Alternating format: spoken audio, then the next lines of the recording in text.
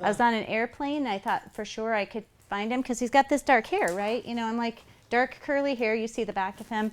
I'm on this airplane. I walk back to the restroom, and I'm like, coming back, I can't find him anywhere. I turn around, and there he's sitting.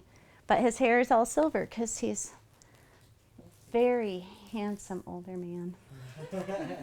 So, and he is biologically related to Drew, and that's how I get to be related to Drew. So this, Drew's dad and Matt are brothers, separated by a whole generation.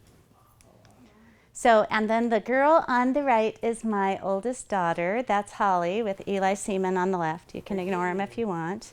But she is in Chicago studying film, and she's doing some very exciting things with some stuff in Africa right now, a documentary related to Rwanda. So that's pretty exciting. And Eli, you know, he's a good friend. So let's see. There we go. All right. Yeah, they've been dating a while. Yeah. And this is my other daughter, Claire. Some of you probably know both of these people. All three of those people that I just showed. This is Claire. She's a freshman at George Fox University. This is when she decided which one. She prayed over it so much. It was so exciting to see how God really leads for both of our girls, because it turns out the places where they are and the professors they're interacting with are really, you know, educationally, as a teacher, I can tell you they are perfect fit for their learning styles, but also in Claire's case, she's at a Christian university and she's able to really delve deeply into worship, and that was one of the things she wanted to do. And in Holly's case, she said, Mom, I have a home base where I'm safe as a Christian. I want to have a place where I can be light and salt. And so she gets lots of opportunities to share, and it's really cool how God just worked exactly the right places with the right scholarships, and because, you know, that matters to parents. So anyway, Claire's 18 and just starting. So both of these girls have been going overseas since they were really little. Their first overseas experience was when Claire was 3 and Holly was 5, and they went to Hungary with us for the first time. There's Oscar, who is late. The shame, the shame, the shame. How's it going, Oscar? Good. But one of the things that we just always wanted was our kids to grow up being really involved in missions, and when he gave us the opportunity, we just took that. So our kids have been in, you know, more than 20 countries serving families who are serving full-time overseas, and we are very, very grateful because they both just have a heart for the world as well as for Jesus, so that's exciting. Okay, today we are obviously talking about the life of missionaries, and I think one of the key things to note, I think for all of us to remember, is that God just uses ordinary people. Missionaries are ordinary people with ordinary problems and ordinary lives who have added cross-cultural and transition issues to their lives and who have put themselves on the front line of the spiritual battle.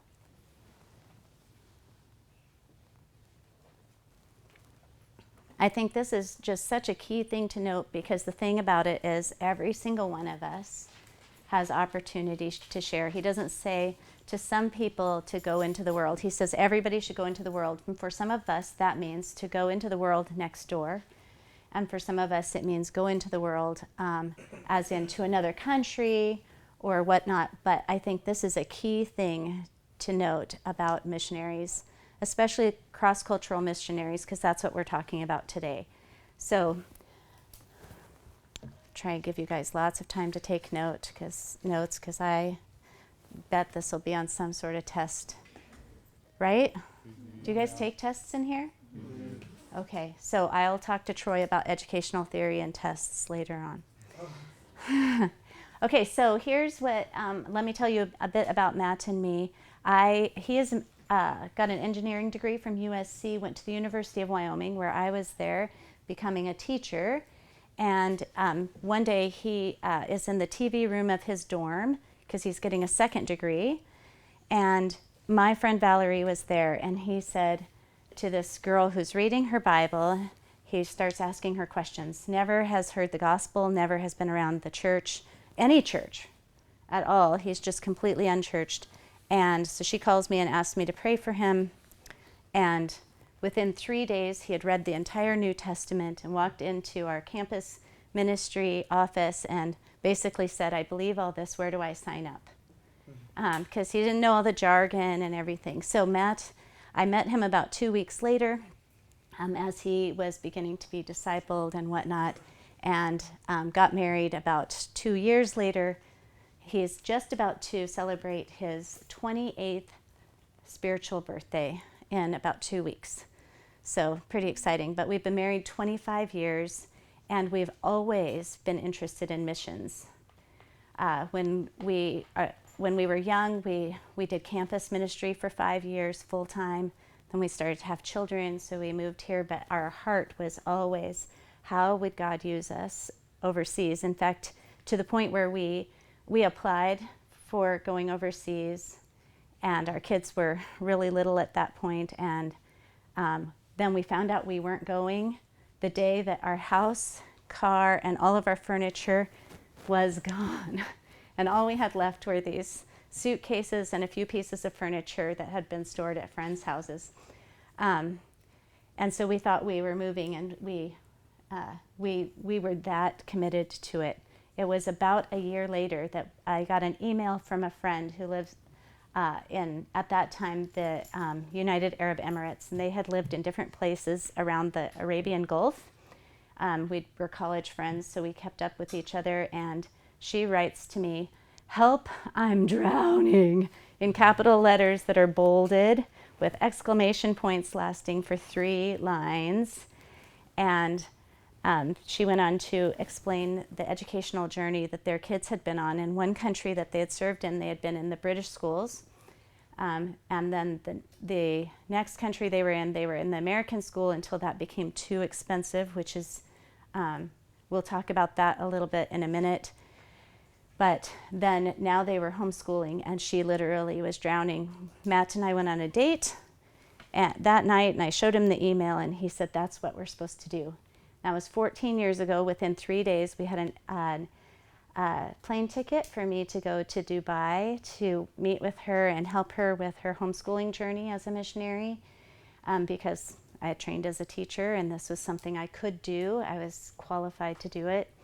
And then within 3 weeks, I had signed up for to work with an organization that only works with missionaries who are serving cross-culturally, so that I could learn from them. And so there are about 20 of us worldwide who that's all we do, is help with educational issues for missionaries. And so that's what I do full-time. That's my job. And so I go all over the world. Last year, 185,000 air miles, and I think 21 countries, and served families from more than 60 countries. And the number one reason that missionaries leave the field prematurely is because of educational issues for their kids. So I feel like I get to be part of keeping them on the field. So love this. We've been doing it now for 14 years, and it's got elements of all of these things, but I'm also going to share stories from other people who are living cross-culturally right now. We're going to talk about all the different parts of being a missionary and life as a missionary, but first we're going to start with the part that doesn't even happen, that happens on this side of the ocean before they head overseas. So a lot of people will feel the call of God on their lives, and they feel even maybe a very specific call to a specific place with a specific journey that will entail. And one of the hardest things for them to do in some ways is to communicate that call to those around them. First of all, communicating it to their family, and second of all, to their church, and to getting words to what they need to do, what the Lord is calling them to, and then being sent by their church, which is essential. I mean, you guys have been studying this. Undoubtedly, you've looked at the Romans passage that talks about when they set aside people specifically to send them out. And so you do want to be set aside, but communicating the call is the first step in that, and you need to communicate it clearly. So that's one of the things that's really tricky for some people. For me, not so much, because I like to talk. And I like to use words well. But for my husband, who has about 8 words a day, who doesn't like to use words very much, this was a really tricky thing for him to do, communicating the call. Next was raising awareness for the need, just finding out their own awareness. What's the real need where I'm going? So let's imagine that we're going to a country. You guys choose the country. Something that's like Slovakia? Slovakia, yeah. What did you just say? Guatemala. Okay, we could do either one of those. I'm fine. Slovenia. Oh, that's an interesting one. There's some stuff going on with Russia and Slovenia right now. But one of the first things that you would do then is find out what is the need in those countries. I mean, obviously everyone has a need for Jesus, but is there an established church there in that country? So we'll take Slovakia, because I'm very familiar with Slovakia, although we could ask Oscar's opinion about many things in Guatemala. But Slovakia, my first thing would be, as a missionary, find out, is there an established church there? It turns out there is an established church there. So that the first thing I do is that. Now, what is God calling me to, that I am part of what is going on there, so that the gospel goes further. So this is really like the research phase of going, and it's for some people really easy and really fun and really exciting, and other people a little bit intimidated by it, but it doesn't have to be scary. Some of the best resources are people you know. If I was going to Guatemala, guess who I would go to? Right over here. I would use my people resources really well. But as soon as your own awareness of the need and what God has very specifically for you, then the next awareness is to help educate other people about the awareness. It took me years to be able to encapsulate what I do into just a few sentences, and to say that the number one reason that missionaries leave the field of service is because of educational needs of their children. I go to support them and troubleshoot those issues that they encounter. It took me years to come up with those 2 sentences to make that encapsulate and not bore people. Honestly, I mean, how many people want to hear about all the different choices missionaries have educationally and what kinds of things they encounter? Nobody wants to know. I mean, some people do, but not everybody. So you want something quick and bring awareness to it. Next, they have to build a supporting team. And this is one of the challenging things, especially in our economy, because we need a couple of kinds of support. One, we really need prayer support in a huge way. Every missionary does, because you will fall down without prayer. You need people who are supporting you in a huge way. But second of all, financial team. How many of you have gone on a short-term mission? Yeah, okay, so did you send out letters and try and raise support, or did you earn it all? Was that easy? Was that challenging? A little challenging. Okay. It's hard. Yeah, it's hard? About how much did you have to raise? Like $2,000. Okay, $2,000. So now imagine that you have to raise $92,000 per year and make sure that you have enough to live on, pay taxes on, and have enough to pay all of the office fees that are required in almost every missions organization.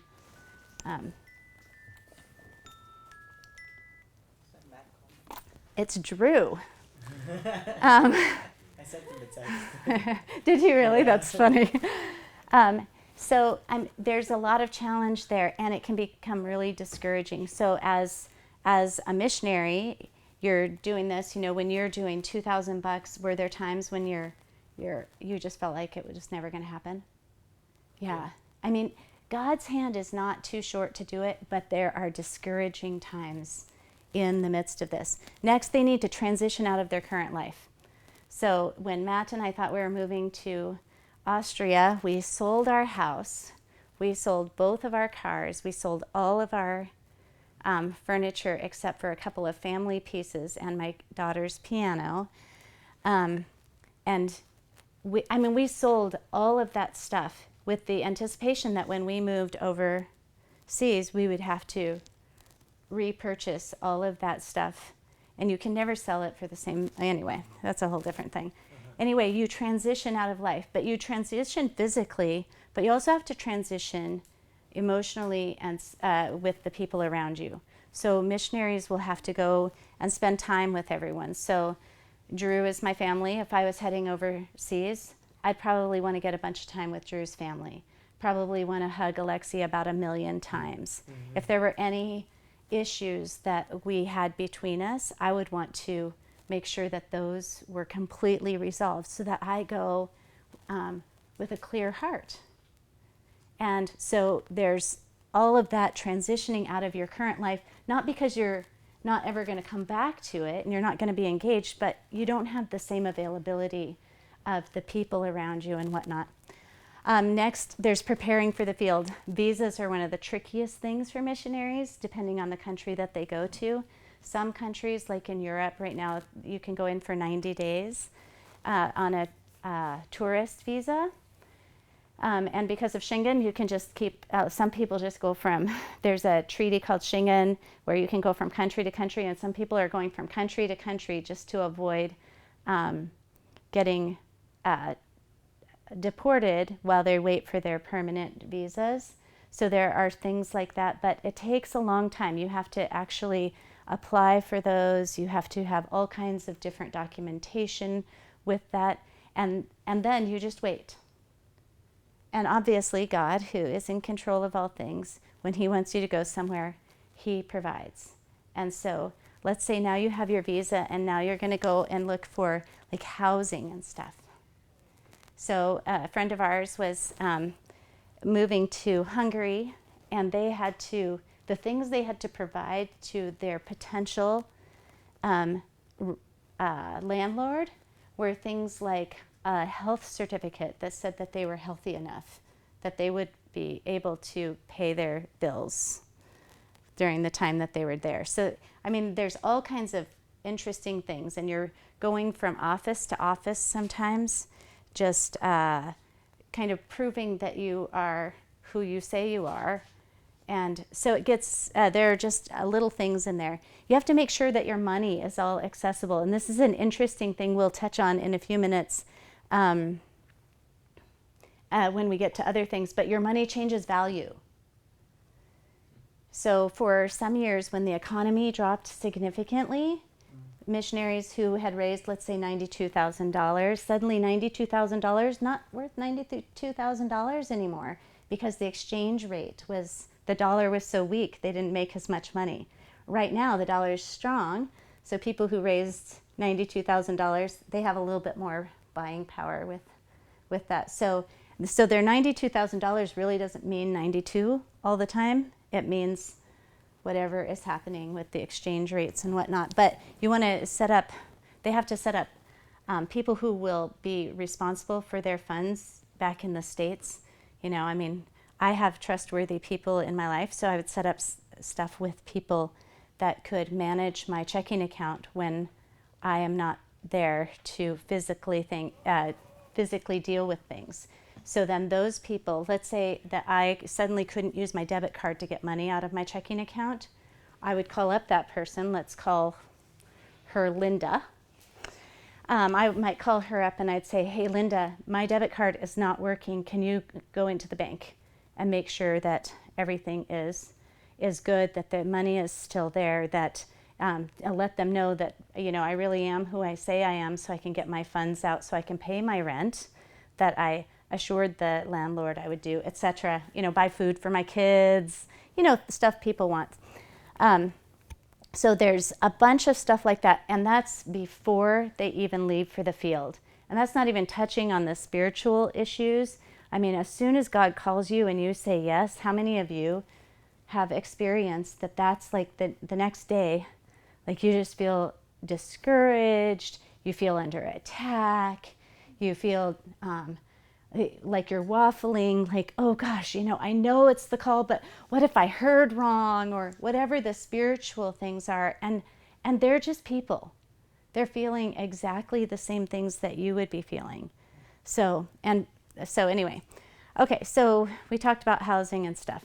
So, okay, we're going to skip from that now, and I'm going to actually ask you a few questions about your life. So what else do we love about being here? The classes you're taking and whatnot. Gene Kawicki. Your grades went up too. So we'll just put JK there for a second. What else? Do you love the learning that you're getting? Yeah. The education? The relationships that you establish. Okay. Yeah. Pastors. Drew being one of them. Yes. Well, Kawickis, we're wonderful people. Oh, yeah. Okay, what else? The spiritual growth. The spiritual growth. Okay, good. We can stop there for a second. Okay, what do you miss about home? We're going to switch colors. The barbecue from Texas. Okay. The openness of Mexico. The openness of what? The open land of Texas. It's just not. Openness of land. Okay. Friends. Yeah, the family and the friends. Friends and family. Our home church. Mountains. They're not even here Hot, though. hot springs. What are you talking about? They're in Texas. Schnitzel. We're talking about your food. The German food, right? I mean, you miss the German food from home, yeah? Yannick? So we're going to put up here German food. The Rouladen. Okay. All right. So we miss a few things. Okay. Water. You miss the water? Oh, we miss having water. The rain. That we miss the rain. Oh my goodness. Yes, we're going to put that with that. In Texas. Is it raining right this minute? No, in Texas. Well, in Texas. Oh. I was going to say let's move class outside because it's so unusual right now. Okay. What else do we miss? Anything else? The way people are. Just the culture of who the people. Okay. Country culture. I don't really miss that. Okay. Anything else that you think you specifically miss? Okay. Good. Because this is really important in this phase right here. I should take a sweater or two, yeah? Maybe a jacket? Yes. Yes? But I also, because I love Mexican food, should I take some cilantro with me? Yeah, probably. I probably should. Okay, so I've already packed really specifically my stuff. And some people pack big suitcases, like maybe 3 or 4 per person, and they'll take that, and that's all they'll take, and then they'll plan to set up a house when they get there.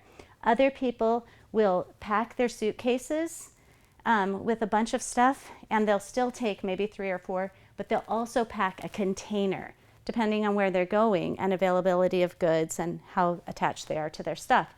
They'll pack this container, and sometimes that container has everything from, there's this family I know in Mozambique, they packed a freezer in there because they knew that the availability of food was going to be low, and when you have availability, you stock up. And so they knew that they wanted to have this freezer. I have friends who have moved places where dryers aren't available, so they've put dryers in their container. So, people are very specific, and it's also specific about where you're going, what you might need to do. If I was moving to Europe, I wouldn't need to take a freezer or a dryer with me because I can get all of that at the local markets. All of that is readily available. But if I'm moving to Africa or even Central Asia, maybe Russia, there might be some things like that I would put in there. So I've packed all my junk. I've packed my sweaters because I'm moving to a cold place, and I'm all ready. And now I'm in this phase that we call transition. And transition is literally this time period where you're going from Santa Barbara was home to now, where am I going? Slovenia is now home. And so there's this time period in between when it's not really home, right? It doesn't really feel like home. Does this feel like home to you, Yannick? No, home is, when you talk about home, it's at home in Germany, yes. When you talk about home, where's your home now? Your home is here because you've been here a long time and you're settled in, right? But when you first got here, did you feel like Yannick? Yeah. There's this transition time. And so we're going to talk about transition for a few minutes. The first part is the getting there. First of all, you get there exhausted. So having put on 185,000 air miles last year, I can assure you that one flight over the ocean to Europe is exhausting. You would think sitting, not so much, but it is. It's exhausting. And you get there, you're exhausted, and now you have to get everything set up very quickly because it costs money every day that you are not transitioned to a home. You're paying money above and beyond, for a hotel or wherever it is that you're staying. So there's the getting there. And if you have a bunch of kids, the getting there is even trickier because they're exhausted and they're, how many of you guys have ever traveled with little kids? Do you have little brothers or sisters? Yeah, how do they like traveling? Not so much? Yeah, so there's like whining and crying. Mom's a little stressed because she's tired. Little kid a little stressed. Dad's a little stressed. A little bit snippy. A little bit not so happy. This has now become a stressful time. And they still have to go and pick up stuff possibly from their visa office, or if they're doing the 90-day thing, they're hopping into the country. If that country has reciprocity, that's what we call it, where we can go in for 90 days. So if they can go in for 90 days and then they're just waiting to see if they're going to get a permanent visa at that point. So they're taking care of that. They're trying to find housing. Not so easy when you don't speak the language. Right, Yannick? Yes. If you were looking for a house, let's say the first day you got here, even speaking some English, would it have been easy or? No, not easy. Because even discussing money, there can be miscommunications about what that means or how long there's all kinds of miscommunications that can happen. So there's this housing stuff has to happen. And guess what? If you didn't bring it with you, you don't have spoons. You don't have bowls. You don't have plates. So you're starting from nothing. Like a lot of you will probably start from nothing in the not too distant future to build your home. But you might start with some stuff. If you've been living on your own, you might have a few boxes that have maybe a pot or a pan or something. But they're starting with nothing, a lot of them. Whatever it's in those suitcases is what they have, because I said they pack some of them a big container. Those can take 3 to 6 months to arrive. So they really have to live for a while. So some of the things that are really difficult in that time period is the stuff that you pack in your bags is the stuff you need, right? Like you put in your underwear because you know you need it, right? But did you think I might really need my favorite blanket? No, you probably put that in the container that doesn't come for 3 to 6 months. But all of a sudden, you want a feeling of home. But for 3 to 6 months, that feeling of home is not going to show up. So, there's some challenges with that. So you have to get going. You have to get around. This is my kids' favorite part. They love public transportation. Absolutely love it. And we have horrible public transportation here, right? Here in Santa Barbara. Comparative to the world. Yeah. Yeah, we can still do it because we do. We do it, but it's not I mean, you go to Germany and those trains are on time and it's a beautiful thing. I love Germany. There's a bus stop every couple of corners, yeah? I mean, and if not, then there's a train and the underground. I mean, but you have to learn all of that, and you have to figure out which one is going to take you to where you're doing your church. You have to figure out where you make all the transitions. You have to figure everything out. Or you have to figure out that your country doesn't allow women to drive. So when I was in the UAE, we crossed over into Oman because my friends lived in Oman. And so as soon as we crossed the border, my friends, whose names I shall not say because this is being recorded, switched places. She had been driving and suddenly she couldn't drive anymore because it's illegal for women to drive. Imagine your husband is off working and you have to buy groceries. I mean, you can't drive anywhere. So you have to learn how to get around in your new place. You have to learn language. So even if you took language classes, you come with a bunch of knowledge up here, but then people are throwing words at you constantly that you may or may not know, plus they're talking so fast, right? Yes. Yes. They're, And they have a slang. This is horrible. yes.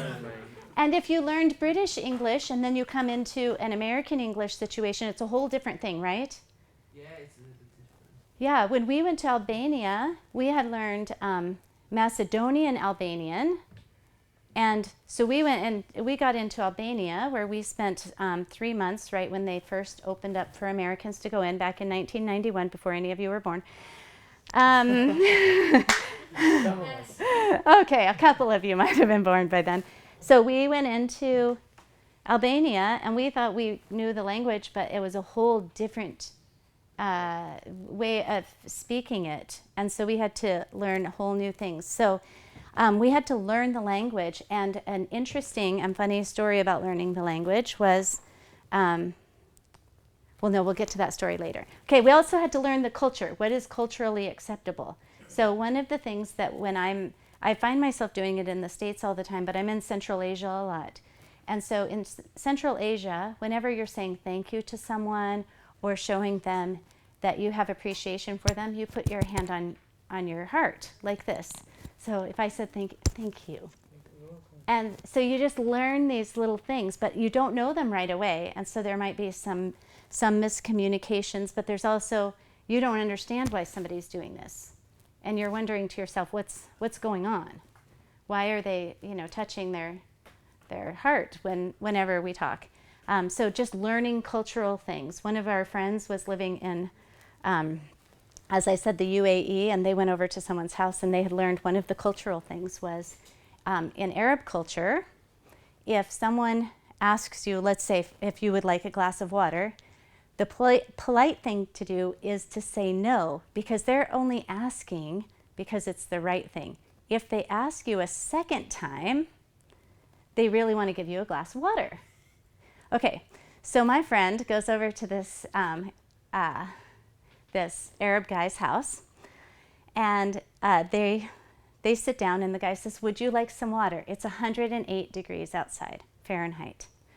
And my friend says no, because he's thinking, they're going to ask again, right?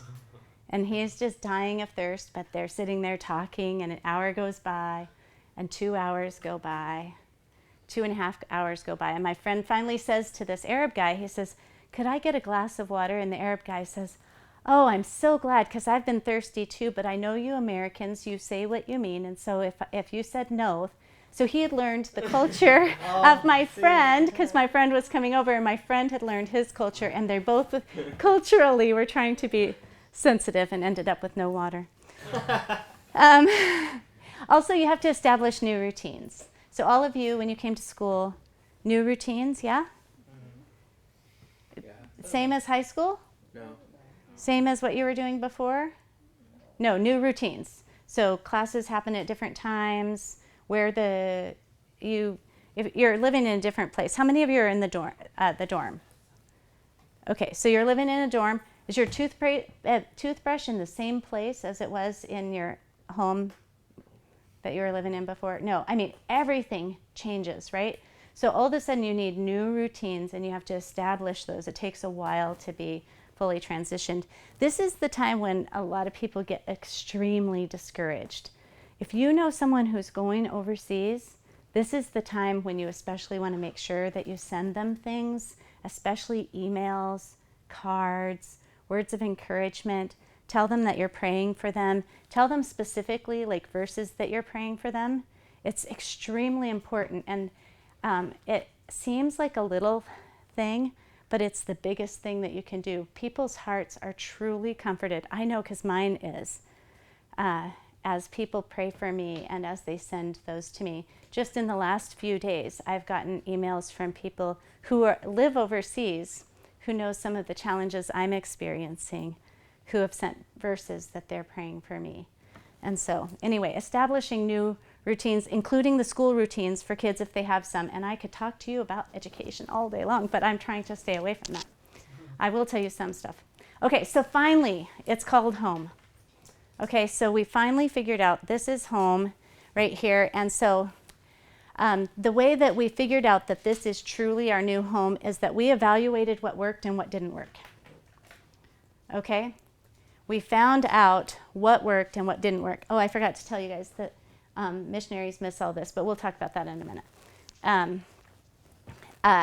They found out what worked, which transportation things worked, which grocery market was the most effective for getting the things that they tasted most like home to them, what things that they could use to approximate something that feels homish to them. They've built some relationships by this time. They've already begun to make relationships in the culture. One of my friends who lives in Germany, one of the things that he did, he lives in Wiesbaden, and he made friends with the vegetable vendor at the corner. So he went there to get peaches, and he said peaches in German, and the guy just looked at him like, no, that's not how you said it. And so right away, he was able to make this relationship. He said, show me how to say it properly. And it turned into a daily thing. Every day he goes down there and he says, okay, yesterday I wanted to say such and such, and I don't think I said it right. Tell me what I'm doing wrong. And so this wonderful vegetable guy, what would you call the guy with the vegetable stand in Germany? He has a little, like a farmer. Okay. And so he helps him every day to properly pronunciate all of his words and to put his sentences together. He built some relationships, and they've become very sweet relationships. And this is what helps it to be home for them. They also have to, during this whole time, make sure they're maintaining good relationship within their family. Because some of the things, both good stresses and bad stresses, can cause us to not communicate very well. And so sometimes this is, during the transition, we begin to see people distancing themselves within their families a little bit, and we don't want that. We want them to maintain good communication, maintain good relationships between mom and dad, if you're single and you're going, between you and teammates, whatever that situation is, maintaining those relationships. Helping, they've learned how to fight the battle daily there.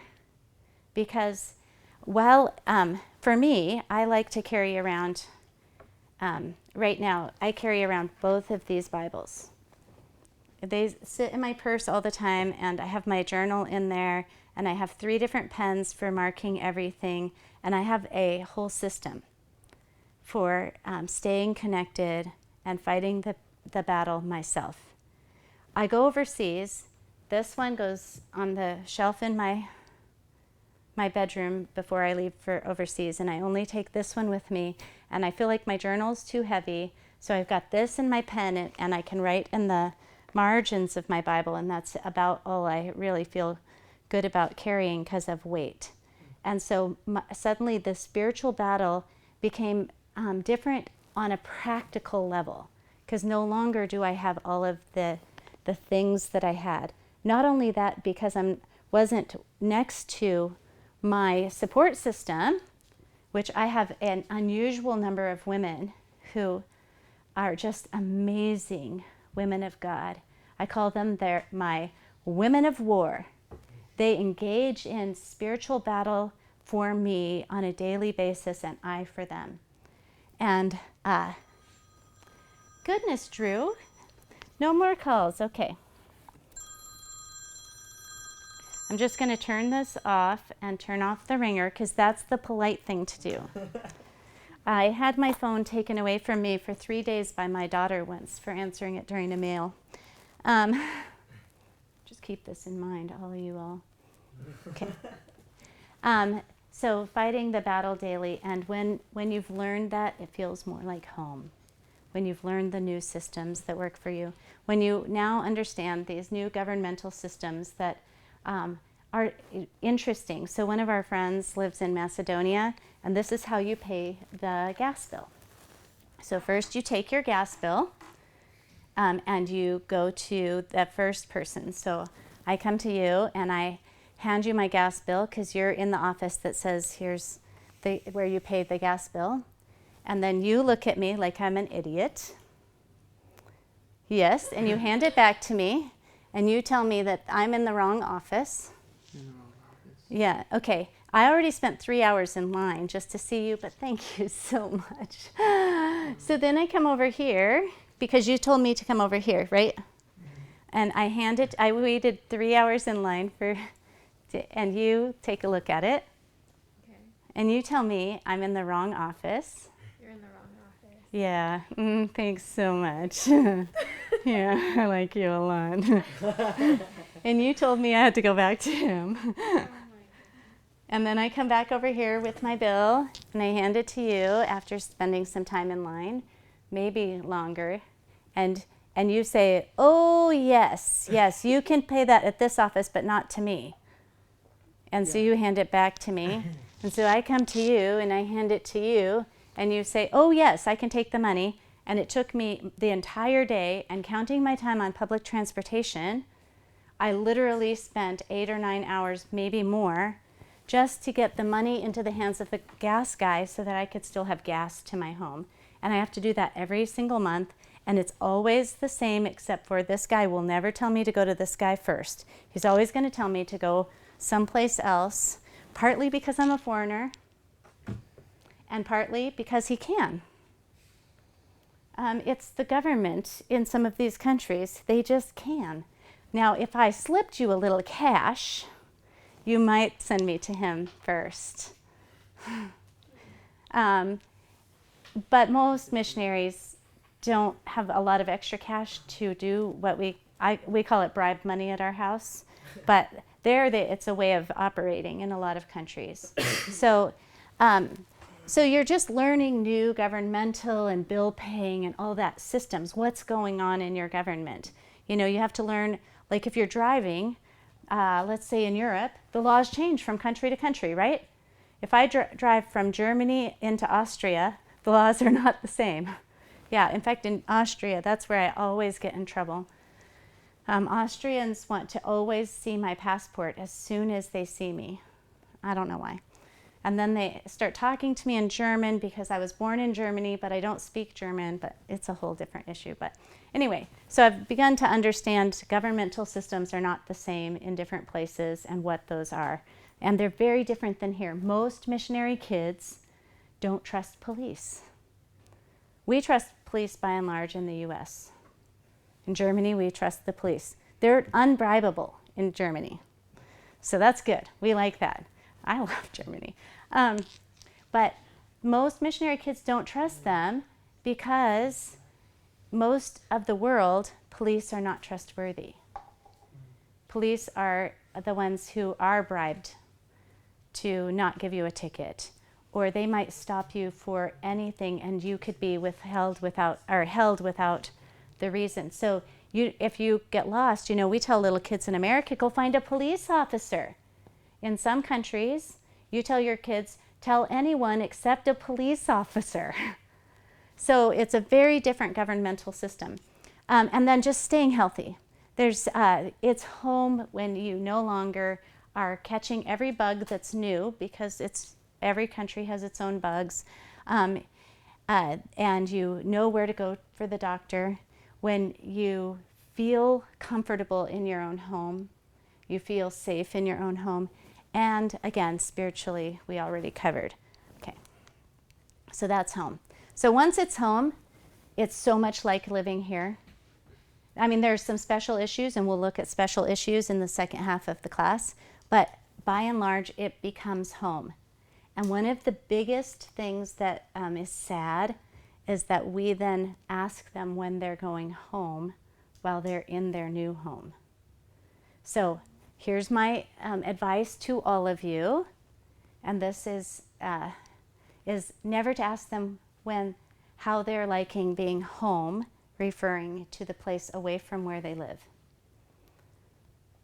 Always refer to it, how are you doing being back in Santa Barbara? How are you doing being back in Texas? Whatever it is, not being home, because it's no longer home. They've made a new home someplace else. And so then, as soon as they pretty much have home figured out, like Oscar has home figured out, now we send you back to Guatemala. And we say, how was your vacation, going from church to church to church to church to church to church to church?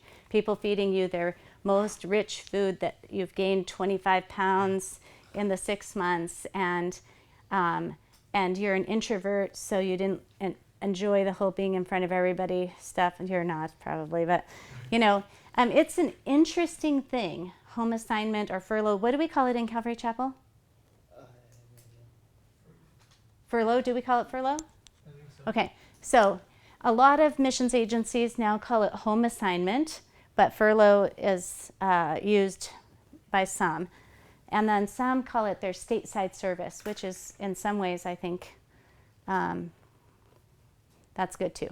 Okay, so here's the thing about going on home assignment is that you spend multiple weeks, in many cases multiple months, away from home.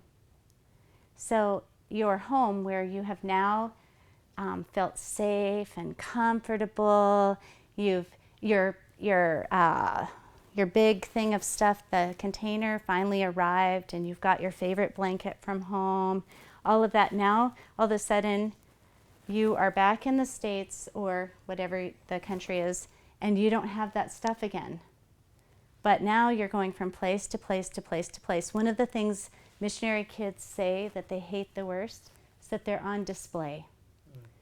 So for 6 months, it's like they are under a microscope, and everybody's looking to see, this is the little missionary. How is he doing? And I do that because that's my job, but you're not supposed to do that. So it's a really interesting thing. The good news is, and the upside is, they get to tell everyone all the cool stuff verbally. And for those who don't, how many of you guys love to write? Yeah, that's about how I feel about writing too. They finally get to verbalize and say to people out loud in their own heart language what God is doing. And they get to use all the big words they want, or use as much time as they want. They no longer have to fit it on one page so that people don't get bored and stop reading. So they get to really share what God's doing. They do go from place to place, and they get to continue, hopefully, building the vision. But one thing that is really challenging if they're missionaries for a long time, and this we've experienced, is their supporters, the people who pray for them and who support them financially, start to die. Like physically die. They get old. They die off. Missionary? Yeah, not the missionaries, they're supporters. Oh, Like I have supporters who've literally passed away, some of my biggest supporters. And so you have to maintain the old relationships, but suddenly you have to make new relationships with people who don't have a history with you. Like right now, if I were to raise support in Calvary Chapel, a lot of people have history with me. But if I'm gone for 20 years and come back, other than my name being bantied about, Oscar knows me, and you knew of me, right? But the rest of you were all new people that I had to suddenly give my vision of what the Lord has called me to so that I could help you to buy in and pray for me. And you don't know me like Oscar knows me. You know, Oscar's been to my house. He knows me. He knows what color my walls are. He knows me, but you guys don't. So you guys don't, you know, there can be some, do we really buy into what she's doing, etc. So they have to spend a lot of their time doing that and continuing the vision for the call. I already told you that it's really misunderstood that home assignment is thought to be vacation. So next time you go on vacation, you know, go from church to church and house to house and talk to people and figure out, you know, that it's part of your job. And actually going home is the vacation. So this is an interesting thing. It's got such high points, like getting to share your vision and your, you know, what God has been doing, and some really challenging things that come into play. So I find this every time I come back from overseas, people are like, how was it? And so at church, you know, I stand at the door and I greet. This is all that I do at Calvary Chapel. I just greet because I'm just tired when I come home. But I just, I stand at the door and I spend an hour updating people. And it just goes from one person to the next. And it's crazy. So it's the funnest thing that I do. So I will tell you, well, we'll get to that. Okay. All right, well, we will get started. So the phone call that came in was my sister-in-law calling to tell me that my uncle has been put on comfort care, which means that probably within the next day or so, his life is on this earth is over. So that's what that phone call was. So sorry that it interrupted class before, but it's a good way for us to segue into some of what I call the special issues in being a missionary. So one of the things that happens with missionaries is that very often, because their family is clear across an ocean, they're not with them when they get really sick or when they die. And it's one of the most challenging things. One of the things, if we live in the same town, we can go to see them. We can say our final goodbyes. We can do things with them. But when we're across the ocean, we can't do that. And so that is one of the, what I would call the special issues that cause stress or just are different being across such a large space away from your family. So when in 2005, is that right? Yeah, 2005, my brother was diagnosed with autoimmune liver disease, and I was here in the States, and when he was diagnosed, and then I went on a couple of trips, but it was determined that he needed a new liver. So he needed a transplant, and I was headed out to Kazakhstan. I got on the phone with him at the Santa Barbara airport, and I called him up and I was like, hey, Ron, should I come to Wyoming and see you, or should I go to Kazakhstan? And he said, the doctor says I have 2 years to live. Don't change your life for me. And I got to Kazakhstan and got an email that he had taken a turn for the worse, and within 30 hours from the time I spoke with him, my brother had passed away. And in that country, there's only one flight in by each of 2 airlines. They only came in and out once a week. So British Air comes in and out once a week, and Lufthansa came in and out once a week at that time in history. And so I had flown in on Lufthansa, and my bags never arrived, and it had taken me 2.5 days to get there. And I was there for 24 hours without bags and no place to stay, because we were actually supposed to go to Kyrgyzstan, and Kyrgyzstan had a silent revolution while I was in the air. And I had to find a plane ticket home, and I had to do all of that in Russian, which I don't speak. And then I had to take British Airways home. My bags arrived 6 months later because they traveled around because they were the two different airlines just didn't know what to do with all this stuff. Anyway, so this is a common difficulty that missionaries will encounter, is that they're very, very far away and they feel powerless to do things when their family across the ocean is hurting.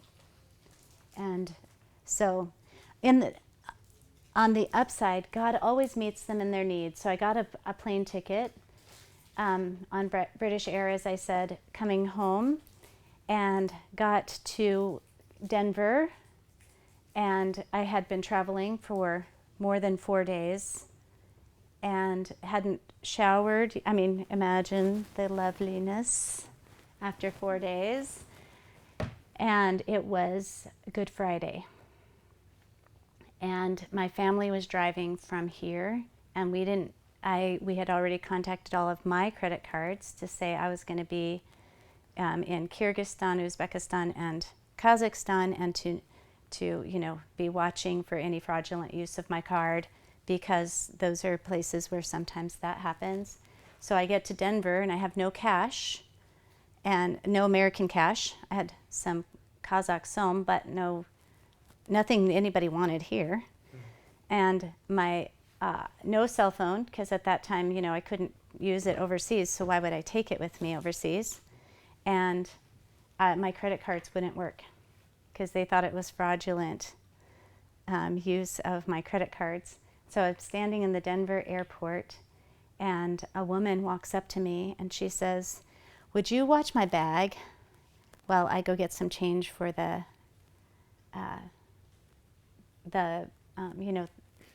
phones that you put money in?" Payphones, thank you. And I said, sure. I mean, what else was I going to do? I was there for the duration. I didn't know where my family was. I didn't know anything. And so I'm standing there. She comes back and she hands me a handful of coins. And I said, I don't have any way to pay you back for this. And she said, no, I'm just so thankful you were willing to watch my bags and I didn't have to carry them.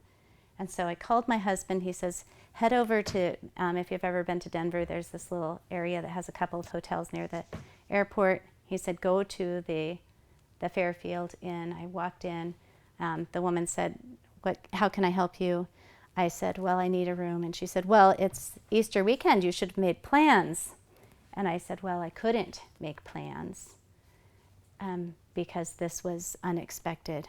And she looked at me and she said, hold on just a second. Came back, asked if I wanted a room, if I'd be willing to take a room without a TV. No. So got to my room, slept for the first time in 4 days, and my husband shows up with my kids and every single piece of clothing that was left at home and all of my shoes in the back of our expedition, because he's like, your bags never arrived. I didn't know what you would need. So, I mean, the whole back of the vehicle is just clothes just dumped in there. But we walked down and the woman said, how are you doing? And I said, I'm doing well, thank you. I've had some sleep. She said, I see your family has arrived. I said, yes. And she said, I've been praying for you. Can I pray for you right now? And so God, in His mercy, while there are special things that cause difficulty, He always brings those moments that are just precious and sweet in the midst of them. Okay, so some of these special issues are health. I will tell you that I just was in I was in Kyrgyzstan this last spring, and there was a mom there who I was meeting with who had planned to meet with me for months. And so I'm sitting down, I'm thinking, we've had this plan on the books, and I didn't know of anything new. And she sits down and her first words are, we just got back from Istanbul. It's a 5-hour flight from Bishkek, Kyrgyzstan to Istanbul, where their son was evacuated to have open heart surgery. It was the closest clean hospital to get to. Health is a big issue for missionaries, especially in remote places. In places in most of Europe, especially the more Western countries, you've got lots of opportunities. It's good healthcare, probably better than anywhere else. I would say faster and better than most of the US. However, other places, not so. So there are special issues in health that to be concerned about for missionaries, depending on where you go. I mean, one family in Mozambique that I was working with, her husband had to drive 4 hours to the nearest clean hospital because he had just been through his 5th bout of malaria in 6 months. And their roads are nothing like our roads. They're pretty nasty. So he went with malaria on this 4-hour drive that was really only about maybe 150 kilometers. So what is that in miles? 100 miles? Okay. So yeah, not very far, but it took 4 hours and he was in extreme pain and whatnot. So health is a big issue for a lot of missionaries, something to just be aware of. Next, I mentioned the extended family, but there's also all kinds of issues with extended family when the missionaries are gone, because extended family is not always happy that you're gone. They are not happy that they don't get to watch your kids grow up, that they don't get to have every holiday with your children, that they don't get to see you on every holiday. So sometimes that can create some tension in families where you're trying, as we mentioned before, to keep good relationships and to make sure there's restoration and reconciliation. So there can be these difficult things. My dear friend who lives in Prague, who works with me, her sister on a regular basis asks her when she's going to come back and be a real aunt to her kids. So extended family can be challenging. On the other hand, extended family can sometimes be the greatest blessing that you have. A family I served in Turkey just 2 weeks ago, they have been there for a little while, and they're near the area where ISIS is coming in. And her in-laws are also believers, and so they have come to be with them and to share in this very difficult time of, just uncertainty. So extended family has a whole bunch of different issues that surround it, and you can imagine any of the dynamics in your own family are just, it's like someone takes them and explodes them to be huge. So if you have a little bit of a, let's say an issue where your sister wants your attention all the time, like my friend, suddenly it's not just she wants your attention all the time, she's a little bit angry that she doesn't have your attention because you're gone. If you've got a mom who loves that you're in missions, suddenly she's delighted that you're in missions because you are doing, so whatever the issues are can become much bigger, whether they're good issues or hard issues, and to then deal with those. So that's a really big, it's a big consideration for them and things that they deal with on a daily basis. Next, world events and new governments. So I said I was in Turkey 2 weeks ago. Families that we served can literally look out their window and see where the Turkish government is amassing its troops on the Turkish-Syrian border to protect against ISIS coming in.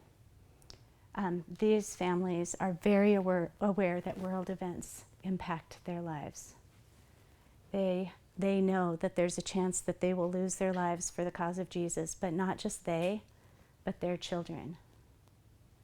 And so it's a very real thing happening right today that we can understand. One mom spoke to me. I had a prayer time in addition to the education stuff, and she said right now she feels like she's under the greatest pressure she's ever been under, because her husband's name is actually on ISIS list of people. They're actually being followed.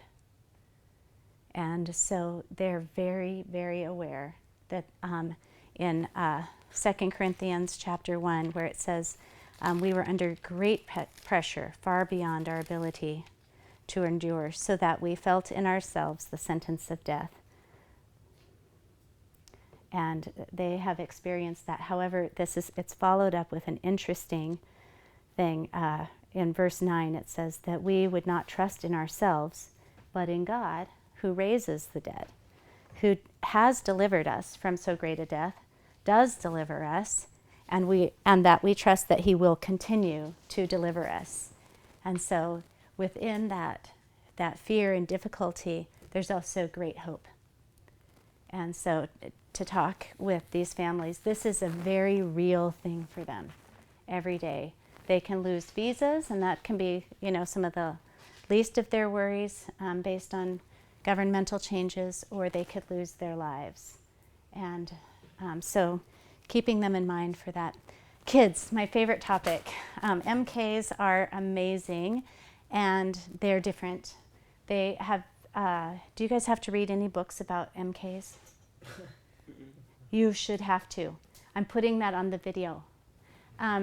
There's a lot that is written about kids who grow up in countries that don't match their passport. So, Oscar, you should read these. And what that does to them, there are essential changes to who they are, things that make them different and make them truly citizens of the world as opposed to citizens of their passport country. And so there are some unique things. I won't go into all of those unique things, but I am going to talk about some of the unique issues that come with kids. First of all, if you're in a country that doesn't have good health care, how much do you, as women, want to have your babies there? Yeah, how about you guys? The love of your life is going to have your child. How are you feeling about, them giving birth in a Kazakh or a Macedonian hospital that you can see the filth on the ground? Not so much, right? Right, so this presents special issues for missionaries. Do we leave to go home to have this baby, or do we go ahead and have this baby here? It's really an issue of trusting the Lord for his direction, because for some, they just go ahead and do it.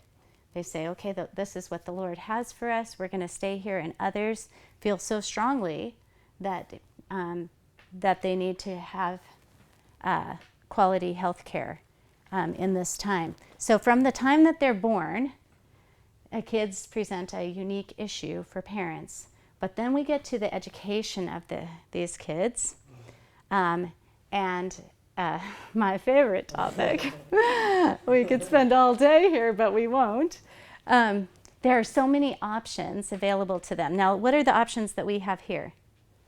Homeschool or public school. Homeschool, public, private, right?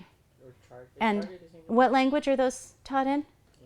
English, Spanish. English, and English with a possible Spanish Or German. dual language situation. But, I mean, by and large, the statutes in California are that the various subjects have to be taught in English.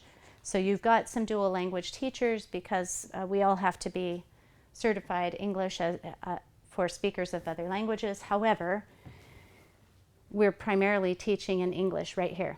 And then where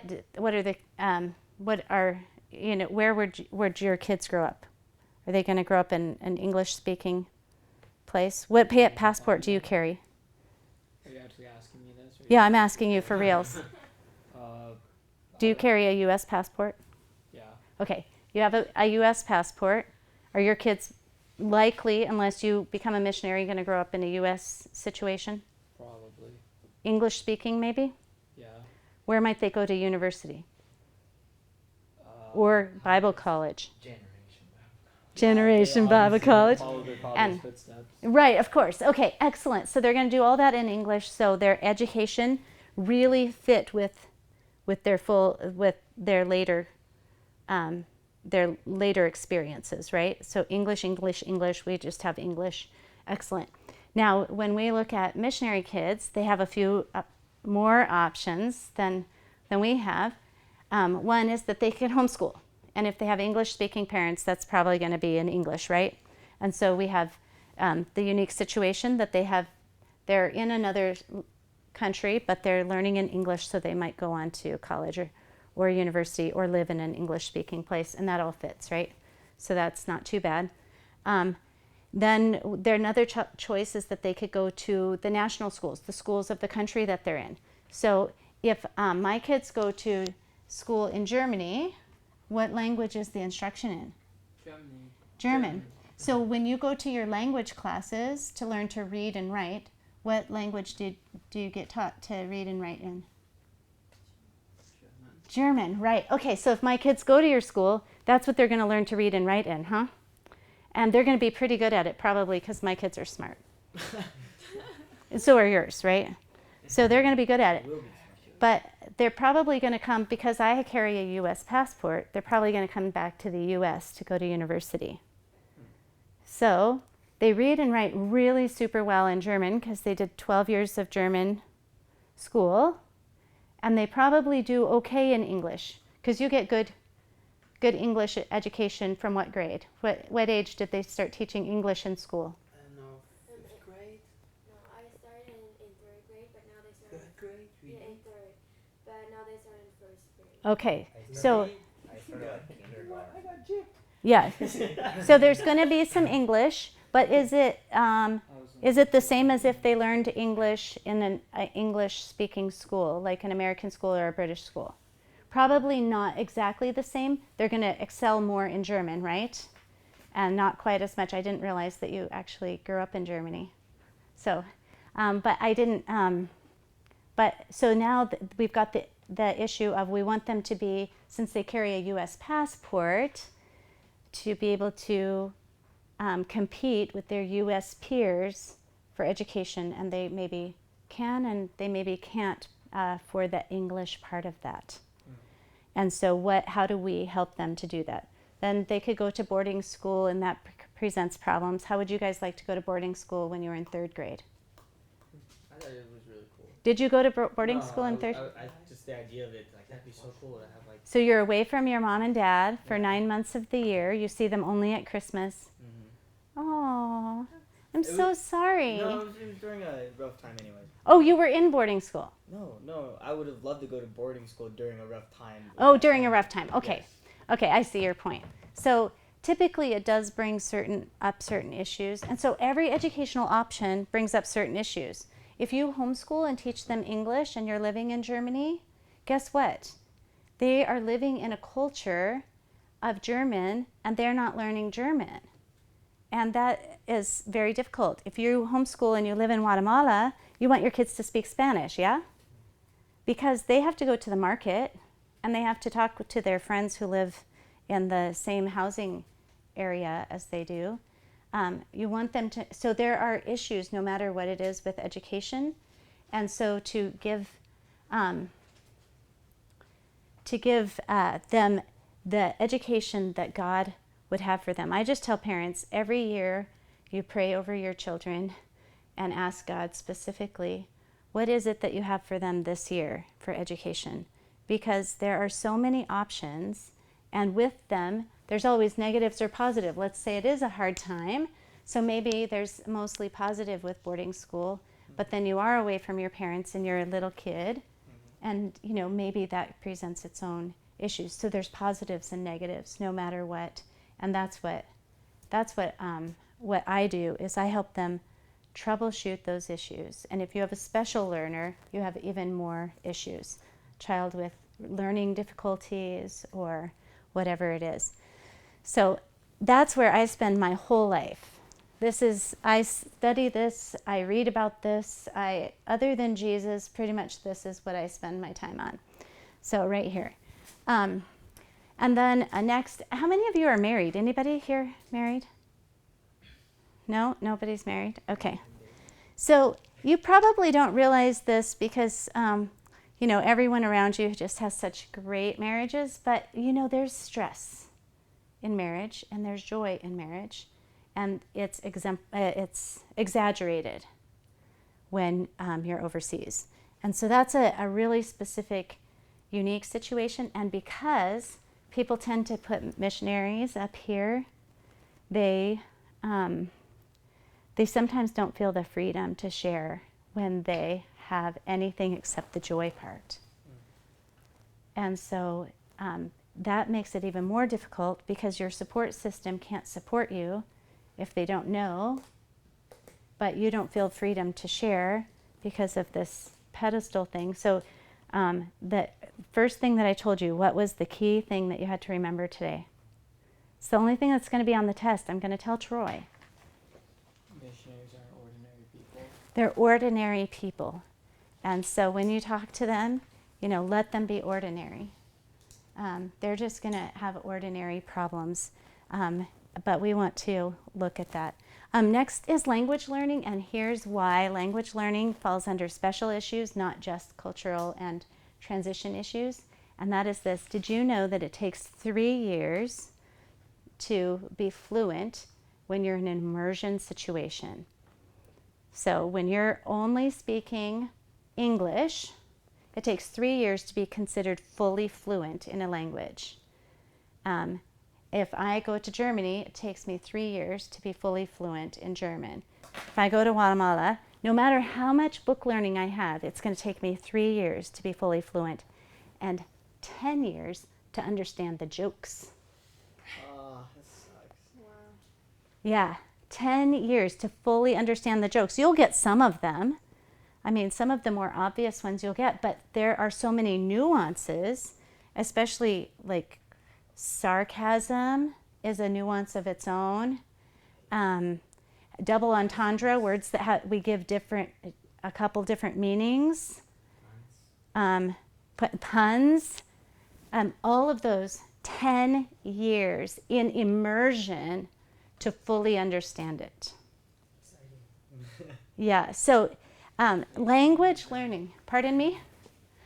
We were just telling you. I was like, you gotta stay 10 years. I know, you've got only, 9 years and Hey, 10 months left? Our visa is valid for 10 years.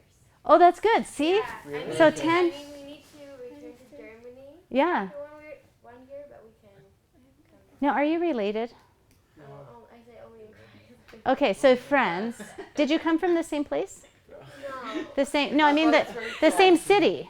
No. Okay, so I was born near Bitburg, and so, and I was just in Wiesbaden, and my friends in Ansbach, and friends in all kinds of, so that's what I wondered, where you're from. But anyway, okay, so language issues are a special issue, and you guys have 10 years now, and you'll understand all the puns. And you've been here more than 10 years, yeah? Or just where? 5 years. So in 5 years, you will know all of the jokes. Sarcasm will never be lost on you.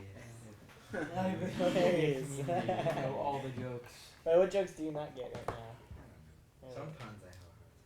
Yeah, that makes sense. And here's the thing, when missionary families come back and their kids have been immersed mostly in another language, they have a same problem with, they might speak fluently, but they don't get all the jokes and puns and double entendre either. They only get the ones that are used in their home. Yeah, so even like MKs have a whole different thing going on, and we don't even recognize it because they look like they speak English fluently. We assume they're going to get our sarcasm or whatnot, but it turns out maybe not so much. So there you go. There's a special issue. Next is stress and comfort, and that's where this comes in right here, this beautiful thing that we did on the whiteboard. In stressful times of your life, think about this. I want you to think about the last time you were really sick, like the kind of sick where you had to stay in bed. Okay. In those times, these things that you said you loved about being in this new place in Santa Barbara start to fade away, and these things start to become very important. These are the things that comfort us in our difficulty. I am 47 years old, and when I get really sick, I know, right? Like 31. Oh, your grade just went up. Yeah, nice, Oscar. It's Isaac. Everyone knows that. Oh, Isaac. See? That's right. I'm sorry, Isaac. I call Benjamin Solomon all the time. So, when I am sick, as a 47-year-old, I still want my mom. It's true. I still want her to come, and I want her to make her soup, and I want her to bring me my juice, and I want her to get the movies that I like, and I want my mom.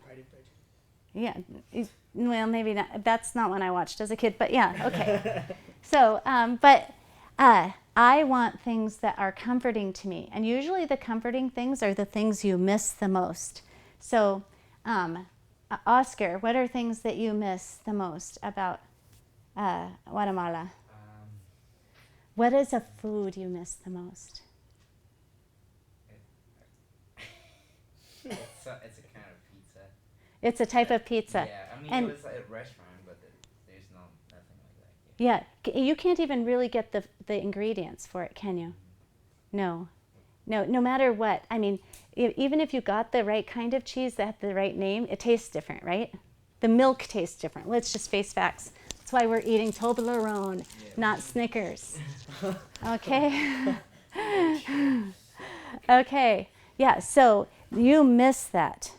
Are there things that you miss when you're sick or stressed?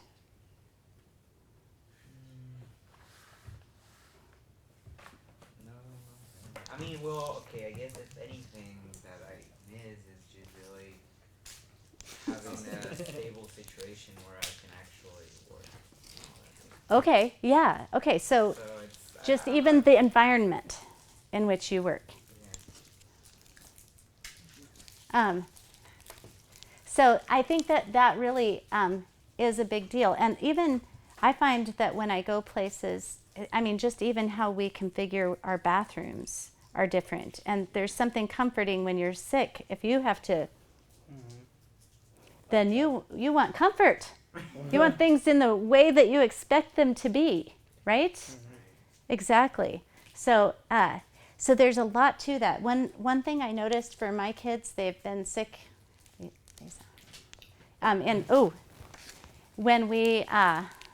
When we've traveled, and so one of the things that they get to eat when we travel is European candy. So everybody got one? Yeah. And when they are missing home, the thing that they want the most is European candy and Nutella. Oh. Nutella tastes different here, doesn't it? It's very different. I haven't had one yet, but I read a lot of it that Nutella tastes here very bad. Yes, that's our opinion too. Yes, every American who comes to Europe loves Nutella. Yeah, and they don't like it when they come back here. Yes. Yeah, my It tastes kids don't amazing like it here. at all. I bring home jars of Nutella from Europe Even much because better. Much better. Steroid or cows or something? I think there's a lot of reasons, but even just what the cows eat makes the milk taste. Isn't it what? Isn't it brought from Germany? Not Nutella. Like the stuff you get at Costco is made in the States, Oh. the American stuff, Ah. and it doesn't taste the same. I'm just saying. It tastes so awesome. So we bring it back we because haven't it's tasted the real stuff. comforting to my kids to have those things that are from special times in their lives. So foods are a huge, big thing. There are some places that you go, you just can't get things. Like you can't get this pizza that Oscar loves. You can't get it. And when you are stressed, you want things that comfort you. What are some things that comfort you that you haven't been able to get since you've been here? A hug and a kiss. Döner, do you know döner? No. No? It's like Turkish food. Oh, yes. Döner. Yes. Döner. Yes. I love Turkish food. Okay, yes. And you can't get good Turkish food here very often. No, unless you know a Turk. And even that tastes different. Yes. Yeah, lamb tastes very different He always talks about. than when I'm in Turkey. It just tastes different. Yeah. So what about you? Like Mexican algobal. Is it algobal or Yeah, pastor? what kinds of foods do you Steak that roast. would be comforting to you? Schnitzel. Comforting. Not a steak, No, not a I steak. think Different like more spices. like the German chocolate or so, but Mustard. And some places you can get some of that here, but not everywhere, and it's very expensive, yeah? So, so those things become a special issue for people because when they're stressed, they want comfort foods. So comfort foods to you, what are they, Oscar? I mean, Isaac? Oscar, where's your Oscar? What's your comfort food? Barbecued or fried food. Cheetos. Cheetos. I get They that. just narked on I you. can get that here though. Yeah, but Or, like, barbecue. barbecue, nice mashed potatoes and biscuits, stuff like that. Okay. It's really good. And you can't get like really good stuff like that here. Yeah, it tastes different, doesn't it? Yeah. So no matter where you are, like you can get something that approximates your comfort food maybe, but there's nothing like the real thing. Chicken What's fried yours? Steak. Chicken fried steak. Now, where are you from? Texas. Texas, of Yeah. course. That makes sense. But you haven't found it here at all? I mean, There's nothing like Texas fried steak. I'm sorry, man. exactly. Or Texas barbecue. No. Although North Carolinians would really Mhm. take issue with that, right? Okay, so how about you guys down here? What's your comfort food? I don't know. Sure. Syrup? Spam musubi. Ice cream for him. Ice cream. Haagen-Dazs. So- Haagen-Dazs for Austin. Ice cream. So when I go to Europe, sometimes I think the ice cream tastes different. And so when you're stressed and you want that ice cream, it just tastes different. And I think that's really key to remember is that they go through times of stress and they can't find their favorite dark chocolate, Haagen-Dazs, because Haagen-Dazs, not a German word, right? No? Not even close. It's just a made-up word. Yeah, right. I asked someone. Even though there's the umlauts, they put the umlauts on there as if somehow we're going to think it's, anyway. The same is true of music. So one of the things that I always recommend to missionaries is take your music with you. And it's so nice now with, back in the day, we would literally pack whole boxes full of music because it would be CDs and before that it was cassette tapes and just whole boxes of that because music is such a comfort to us and the beauty now that we can get it on our iPods and get it electronically. As long as we have internet, we're fine, right? So music is really important. Movies. Turns out very comforting to people to be able to watch people interact in their heart language. So for me, my heart language is sarcasm. I like watching shows where they are sarcastic. Really? I love it. That's my favorite. Don't be so sarcastic with me. Just kidding. So that I love sarcastic movies. But really, when I'm overseas, I just like to see anything in English. If I've been there for more than maybe 3 or 4 weeks, I just want to see people interacting in English. You probably would love to see something where people are interacting in German, and you don't have to interpret. You don't have to translate. Yeah. Texas. In Spanish, yeah? Like to watch, maybe when you first came, in the first couple years. Yeah. Lord of the Rings is your comfort movie. So there's something about that that's deeply comforting to us. And so we get a ton of comfort from here. Like the truth is, this is the most comfort that we can get from anywhere. But there are certain things that God has allowed us to grow up with, and those things can comfort us in a unique way. And for us to remember that. If you go overseas, you want to remember that and take some of that with you. Like I would take cilantro seeds for sure, because coriander seeds, because I would want to grow cilantro. Can't live without my Mexican food. But for my kids, it is Toblerone and Milka, the Triolat, the 3-layer one. Claire can eat. Claire, about this tall, about this big around. She eats the whole big thing. I would do that too. This takes her 1 day to eat because she loves it. It's so comforting to her. It's really important just to think about that, and especially for times when we're sick or stressed. For missionaries, these are the times when they need this, and we have seen missionaries come home from the field because they thought to themselves, I need to suffer for Jesus, and I'm not going to take stuff with me. And so one family went to Morocco, took no music because they didn't have room in bags. They didn't take any movies. They couldn't find any of the foods that were comforting to them while they were there. They came back really depressed.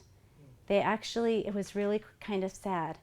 But there are things that the Lord allows us to have as comforts, and not that we want to run to those.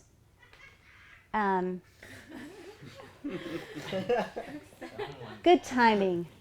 But we do want to keep that in mind, that the Lord does allow certain things that allow us to have a little bit less stress. Let's see, I feel like there's one more. Nope. Oh, yes. Okay, holidays and traditions. This is our last one. This is huge. Okay, Christmas, totally different every place you go. In fact, I own a nativity from almost every place I've ever been because I just love how differently it all is. But Christmas, very different in Germany than it will be here. You'll get to see your first American. We have lots of stuff. Christmas, and it's pretty, it's very different. And interestingly enough, holidays really go to our very heart because they are often tied to really good memories throughout our entire lives. So one of the key issues here is that extended family is really far away. If you are someone who grew up going to extended family situations and you're always with your grandparents and your aunts and uncles and cousins and whatnot, and all of a sudden it's just you, or maybe you if you've taken your family, your wife, your husband, your children, that's all you have that understands the way that you culturally understand and celebrate holidays. And so this is really a key thing, not only for the hearts of the missionaries, but in terms of them helping their kids to have a connection to their passport country. We talk about this all the time, and how this is essential for them to not only have buy-in to their host culture, but to have buy-in everywhere else. So not everything that a person is used to will be there. An example, until about 5 years ago, it was very hard for Americans to find turkeys in other places so that they could celebrate American Thanksgiving. And I know this is a shocker to most of you, not the whole world doesn't celebrate Independence Day on July 4th. What? I know. I'm sorry. I think the Philippines celebrate 4th of July with us. Am I correct on that? That might be, Yeah. but not the But whole they're- world. They're a territory though, or something, right? I'm just saying. Yeah, there are some Yeah. territories Well, there, but that's a yeah. given. Of Yeah. course, yeah. So, but if you're used to that being a holiday that your family has celebrated, and you've celebrated it with all kinds of fanfare, then all of a sudden none of that stuff's available, right? Mm-hmm. Because nobody else is celebrating it. And if you are a missionary to Great Britain, forget about it. They're not even friendly to the idea that you might want to celebrate that. Don't shoot a firework in my Exactly. So there are things that you just can't get. I know missionaries who for years would take their fake trees with them in their containers because they couldn't get a tree for Christmas. And they wanted their kids to have a tree like they had grown up with. So they'd bring their fake tree to put out. Some families have switched hemispheres and no longer have cold weather at Christmas, but have hot weather at Christmas. And that's a whole different thing because culturally we're used to drinking hot cocoa and putting on our jackets, and to learn a whole different thing.